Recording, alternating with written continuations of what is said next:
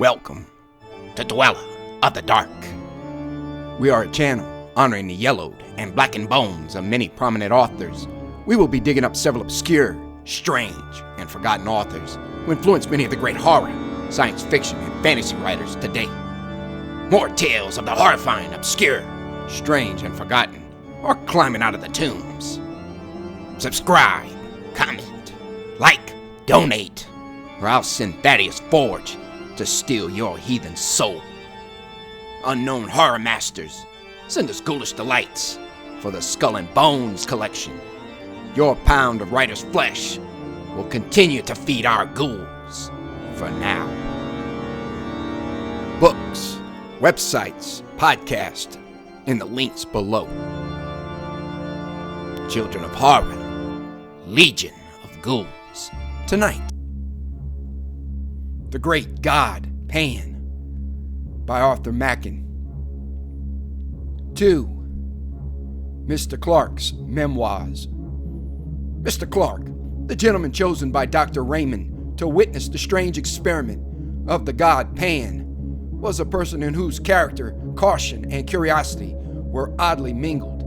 In his sober moments, he thought of the unusual and eccentric with undisguised aversion, and yet deep in his heart, there was a wide-eyed inquisitiveness with respect to all the more recondite and esoteric elements in the nature of men. The latter tendency had prevailed when he accepted Raymond's invitation, for though his considered judgment had always repudiated the doctor's theories as the wildest nonsense, yet he secretly hugged a belief in fantasy and would have rejoiced to see that belief confirmed.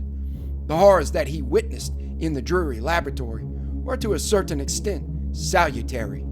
He was conscious of being involved in an affair not altogether reputable, and for many years afterwards, he clung bravely to the commonplace and rejected all occasions of occult investigation. Indeed, on some homeopathic principle, he for some time attended the seances of distinguished mediums, hoping that the clumsy tricks of these gentlemen would make him altogether disgusted with mysticism of every kind. But the remedy, though caustic, was not efficacious. Clark knew that he still pined for the unseen, and little by little, the old passion began to reassert itself as the face of Mary, shuddering and convulsed with an unknown terror, faded slowly from his memory. Occupied all day in pursuits both serious and lucrative, the temptation to relax in the evening was too great, especially in the winter months, when the fire cast a warm glow over his snug bachelor apartment, and a bottle of some choice claret stood ready by his elbow. His dinner digested, he would make a brief pretense of reading the evening paper, but the mere catalogue of news soon palled upon him, and Clark would find himself casting glances of warm desire in the direction of an old Japanese bureau, which stood at a pleasant distance from the hearth. Like a boy before a jam closet, for a few minutes he would hover indecisive, but lust always prevailed, and Clark ended by drawing up his chair, lighting a candle, and sitting down before the bureau. Its pigeonholes and drawers teemed with documents on the most morbid subjects, and in the well-reposed, a large manuscript volume, in which he had painfully entered the gems of his collection. Clark had a fine contempt for published literature. The most ghostly story ceased to interest him if it happened to be printed. His sole pleasure was in the reading, compiling, and rearranging what he called his memoirs to prove the existence of the devil. And engaged in this pursuit, the evening seemed to fly and the night appeared too short. On one particular evening, an ugly December night, black with fog and raw with frost, Clark hurried over his dinner and scarcely deigned to observe his customary ritual of taking up the paper and laying it down again. He paced 2 or 3 times up and down the room and opened the bureau, stood still a moment, and sat down. He leant back, absorbed in one of those dreams to which he was subject, and at length drew out his book and opened it at the last entry.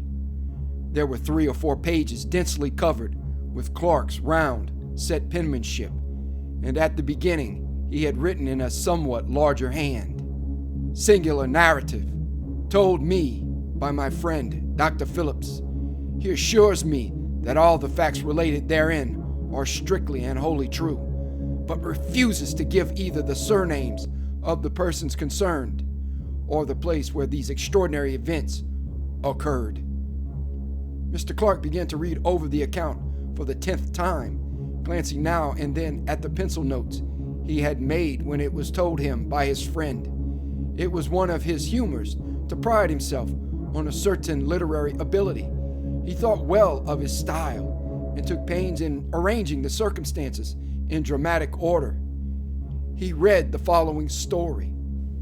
The persons concerned in this statement are Helen V., who, if she is still alive, must now be a woman of 23.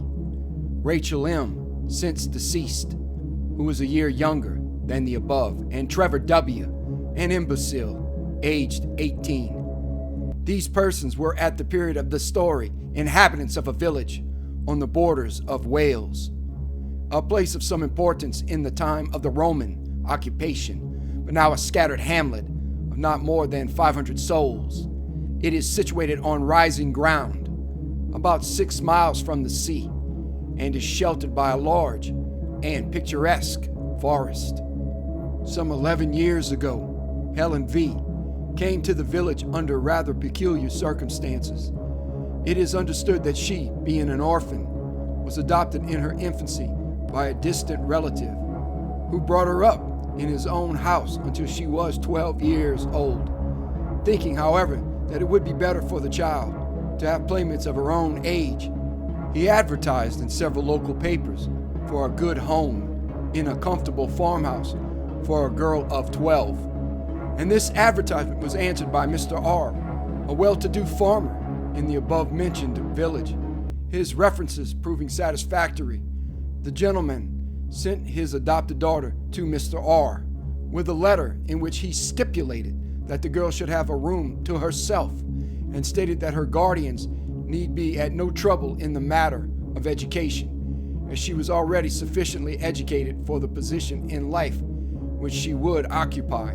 In fact, Mr. R. was given to understand that the girl be allowed to find her own occupations and to spend her time almost as she liked. Mr. R. duly met her at the nearest station, a town 7 miles away from his house, and seems to have remarked nothing extraordinary about the child, except that she was reticent as to her former life and her adopted father. She was, however, of a very different type from the inhabitants of the village. Her skin was a pale, clear olive, and her features were strongly marked and of a somewhat foreign character. She appears to have settled down easily enough into farmhouse life and became a favorite with the children, who sometimes went with her on her rambles in the forest, for this was her amusement. Mr. R. states that he has known her to go out by herself directly after their early breakfast and not return till after dusk, and that feeling uneasy at a young girl being out alone for so many hours, he communicated with her adopted father, who replied in a brief note that Helen must do as she chose. In the winter, when the forest paths are impassable, she spent most of her time in her bedroom, where she slept alone, according to the instructions of her relative. It was on one of these expeditions to the forest that the first of the singular incidents with which this girl is connected occurred, the date being about a year after her arrival at the village. The preceding winter had been remarkably severe, the snow drifting to a great depth, and the frost continuing for an unexampled period, and the summer following was as noteworthy for its extreme heat. On one of the very hottest days in this summer, Helen V. left the farmhouse for one of her long rambles in the forest, taking with her, as usual, some bread and meat for lunch. She was seen by some men in the fields making for the old Roman road, a green causeway which traverses the highest part of the wood, and they were astonished to observe that the girl had taken off her hat, though the heat of the sun was already tropical. As it happened, a laborer, Joseph W. by name, was working in the forest near the Roman road, and at 12 o'clock his little son Trevor brought the man his dinner of bread and cheese.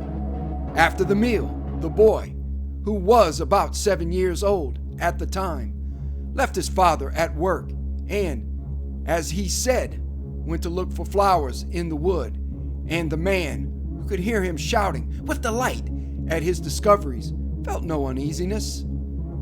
Suddenly, however, he was horrified at hearing the most dreadful screams, evidently the result of great terror, proceeding from the direction in which his son had gone, and he hastily threw down his tools and ran to see what had happened. Tracing his path by the sound, he met the little boy, who was running headlong and was evidently terribly frightened, and on questioning him, the man elicited that after picking a posy of flowers, he felt tired and lay down on the grass and fell asleep. He was suddenly awakened, as he stated, by a peculiar noise, a sort of singing, he called it, and on peeping through the branches, he saw Helen V. playing on the grass with a strange, naked man, who he seemed unable to describe more fully. He said he felt dreadfully frightened and ran away crying for his father. Joseph W. proceeded in the direction indicated by his son and found Helen V. sitting on the grass in the middle of a glade, or open space left by charcoal burners. He angrily charged her with frightening his little boy, but she entirely denied the accusation and laughed at the child's story of a strange man, to which he himself did not attach much credence. Joseph W. came to the conclusion that the boy had woke up with a sudden fright, as children sometimes do. But Trevor persisted in his story and continued in such evident distress that at last his father took him home, hoping that his mother would be able to soothe him. For many weeks, however, the boy gave his parents much anxiety. He became nervous and strange in his manner, refusing to leave the cottage by himself and constantly alarming the household by waking in the night with cries of, "The man in the wood! Father! Father!" In course of time, however, the impression seemed to have worn off, and about 3 months later he accompanied his father to the home of a gentleman in the neighborhood, for whom Joseph W. occasionally did work. The man was shown into the study, and the little boy was left sitting in the hall. And a few minutes later, while the gentleman was giving W. his instructions, they were both horrified by a piercing shriek and the sound of a fall, and rushing out they found the child lying senseless on the floor, his face contorted with terror. The doctor was immediately summoned, and after some examination, he pronounced the child to be suffering from a kind of fit, apparently produced by a sudden shock. The boy was taken to one of the bedrooms, and after some time recovered consciousness, but only to pass into a condition described by the medical man as one of violent hysteria. The doctor exhibited a strong sedative, and in the course of 2 hours pronounced him fit to walk home. But in passing through the hall, the paroxysms of fright returned, and with additional violence. The father perceived that the child was pointing at some object and heard the old cry, "The man in the wood!" and looking in the direction indicated, saw a stone head of grotesque appearance, which had been built into the wall above one of the doors. It seems the owner of the house had recently made alterations in his premises, and on digging the foundations for some offices, the men had found a curious head, evidently of the Roman period, which had been placed in the manner described. The head is pronounced by the most experienced archaeologist of the district to be that of a faun or satyr. Dr. Phillips tells me that he has seen the head in question and assures me that he has never received such a vivid presentiment of intense evil. From whatever cause arising, this second shock seemed too severe for the boy Trevor, and at the present date he suffers from a weakness of intellect, which gives but little promise of amending. The matter caused a good deal of sensation at the time, and the girl Helen was closely questioned by Mr. R, but to no purpose, she steadfastly denying that she had frightened or in any way molested Trevor.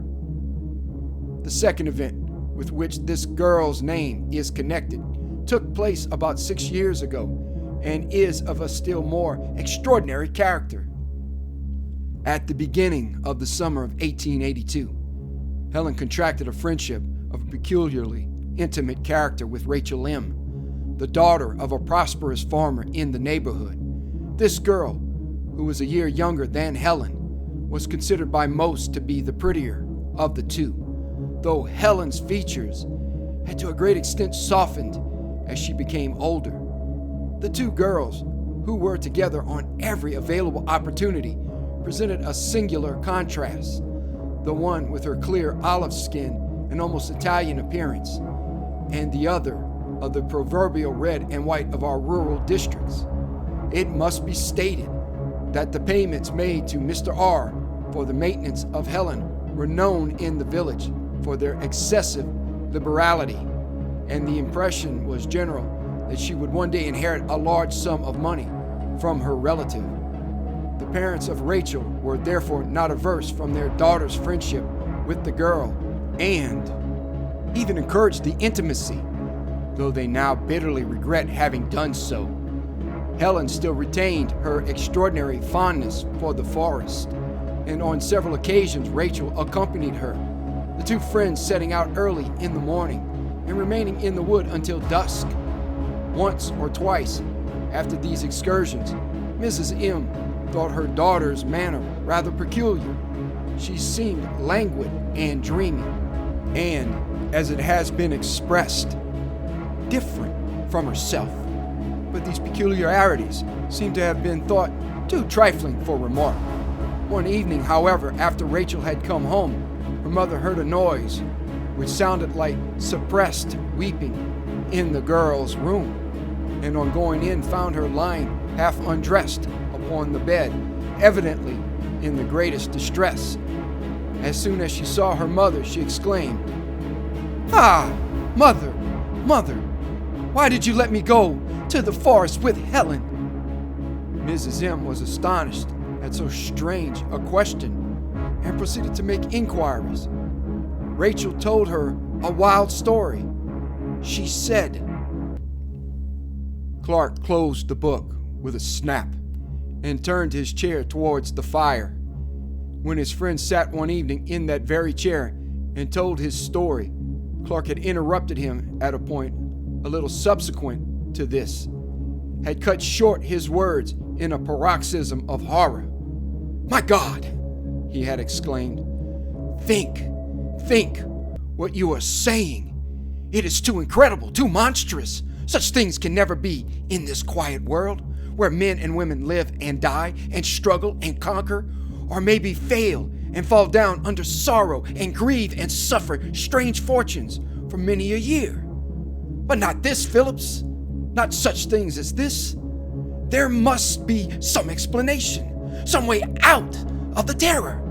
Why, man, if such a case were possible, our earth would be a nightmare.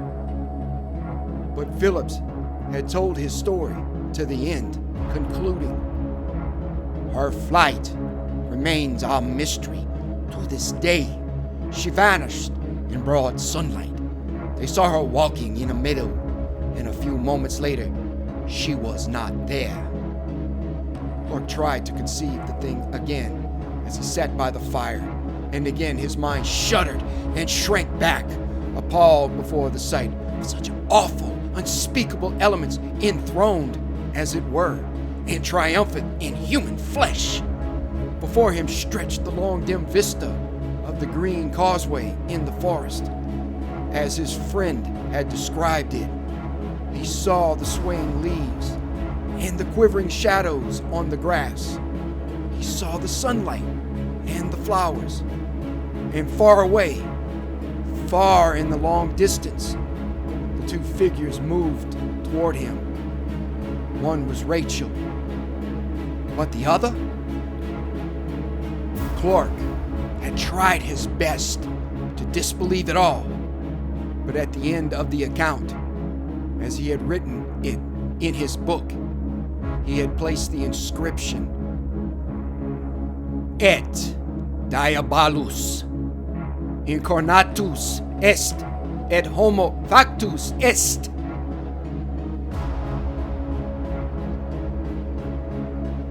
Thank you for listening. Have a great night.